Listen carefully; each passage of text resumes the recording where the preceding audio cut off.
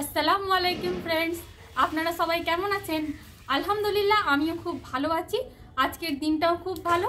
তো আজকে এই মুহূর্তে বেলা 1টা বাজে, রান্না করতে একটু সময় লেগে গেল আজকে। তো যাই হোক, এই মুহূর্তেই আমি আপনাদের সাথে একটি মাছের রেসিপি শেয়ার করতে যাচ্ছি। খুব সিম্পল রেসিপি, খুব একটা তেমন কোনো ভিআইপি নয়, তবে আপনাদের সাথে আমি এটাই শেয়ার করতে চাই। তো যাই হোক, এখানে আমি মাছ নিয়ে নিয়েছি। এই দেখুন, এখানে মাছটা কেটে পরিষ্কার করে রাখা আছে। এর মধ্যে হলুদ লবণ আমি দিয়ে দিয়েছি। এটাকে মাখিয়ে এখন আমি ভেজে নেব আগে কড়াই। তো চলুন আমি আগে কড়াইয়ের তেলটা দিয়ে দিই, তারপর ভাজাটা স্টার্ট করে দেব। এইখানে আমার তেল রাখা ছিল আগের, এই তেলটাই আমি ইউজ করে নেব।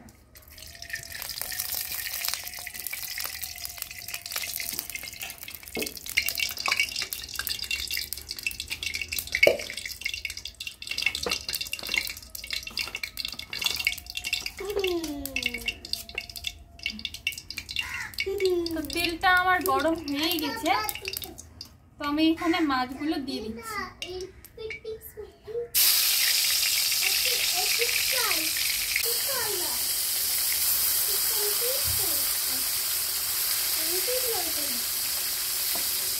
তো মাছগুলো এখন ভাজা ভাজা হোক।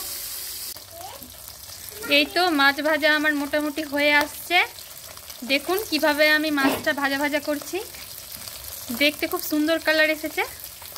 আসলে কি না, উনুনের যে কোনো রান্না খুব স্বাদের হচ্ছে, আর কালারটাও খুব সুন্দর ফুটে আসছে। খেতে কিন্তু খুব ভালোই লাগছে আমাদের।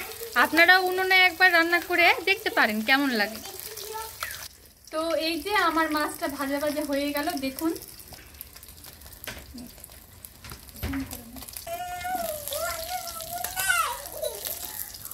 মাছগুলো খুব সুন্দরভাবে লালচে লালচে হয়ে ভাজা ভাজা হয়ে গিয়েছে। আপনারা চাইলে একটু কম ভাজাও করতে পারেন, আমি একটু বেশি ভাজা করলাম এখানে।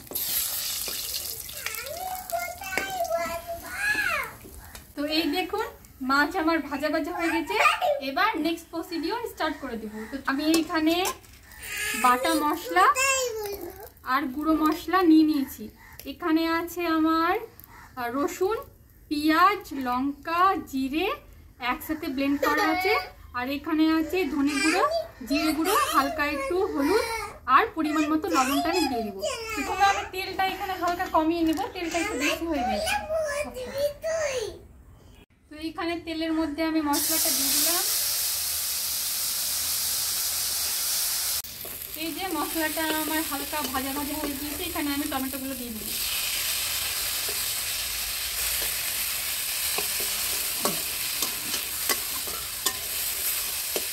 এখানে আমি মশলাগুলো একসাথে দিয়ে দিচ্ছি।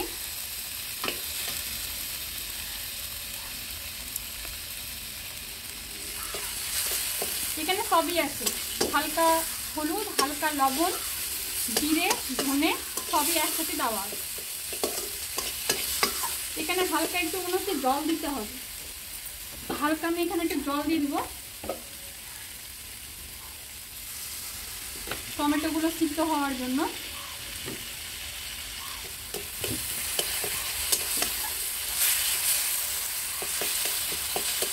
তো যাক, এই মশলাটা ভালো করে কষা হোক, তারপরে জল দিয়ে মাছটাকে ফুটিয়ে নিই।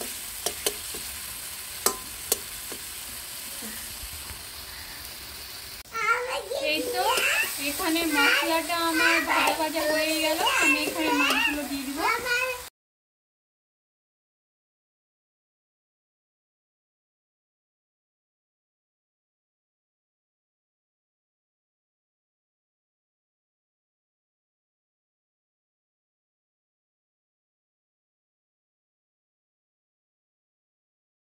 এইদিকে আমার ছেলে কান্না জুড়েছে, ওকে কেউ ভালোবাসে না তার জন্য।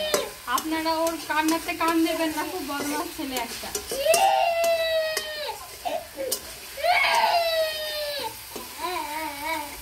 এখানে আমি জলটা দিয়ে দিব, হালকা একটা গ্রেভি রাখবো, গ্রেভি ঝোল হবে, তা করে শুধু গ্রেভি রাখবো। চলুন এটা ফুটে যাক ভালোভাবে আমাদের।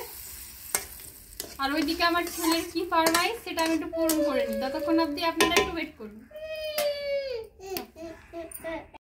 তো এই দেখুন, আমার মাছটা একেবারে হয়ে চলে এসেছে, হালকা হালকা ঝোল। এবার আমি এখানে রেখে দিব। তো যাই হোক, একটু বেশি ঝোলটা আছে, তবে এখানে এই পর্যায়েই আমি এখানে নামিয়ে নেব। আমার রেসিপিটা একদম রেডি। তো চলুন আপনাদেরকে পরিবেশন করে দেখাচ্ছি যে কেমন হলো। তো এই যে আমার মাছের রেসিপি। তো ঠিক আছে, আপনাদের আশা করি ভালো লাগবে। আজকে এই পর্যন্তই, দেখা হবে আবার একটি নতুন রেসিপির সাথে। ততক্ষণ অবধি টাটা।